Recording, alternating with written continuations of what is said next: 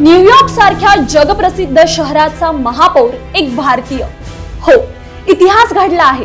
Zohran Mamdani फक्त 34 वर्षाचा हा तरुण झाला आहे न्यूयॉर्कचा पहिला भारतीय अमेरिकन आणि मुस्लिम महापौर। डेमोक्रॅटिक पक्षाकडून लढत देत त्यांनी माजी महापौर अँड्र्यू क्युमो आणि रिपब्लिकन उमेदवार कर्टिस स्लिवा यांचा पराभव केलाय।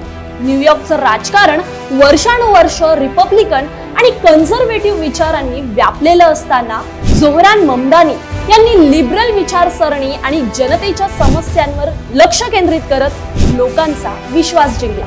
ते फक्त पहिले भारतीय आणि मुस्लिमच नाहीत तर आफ्रिकेत जन्मलेले आणि न्यूयॉर्कचे आतापर्यंतचे सर्वात तरुण महापौर ठरले आहेत। त्यांच्या मोहिमेचा केंद्रबिंदू होता महागाई, घरांच्या वाढत्या किमती आणि सामान्य माणसाचं जगणं सोपं करणे। त्यांच्या टीमने घराघरात जाऊन मतदारांपर्यंत पोहोचून हा विजय शक्य केलाय। रिपब्लिकन पक्ष आणि ट्रम्प यांच्या विरोधात लढत देत त्यांनी जनतेचा विश्वास जिंकला।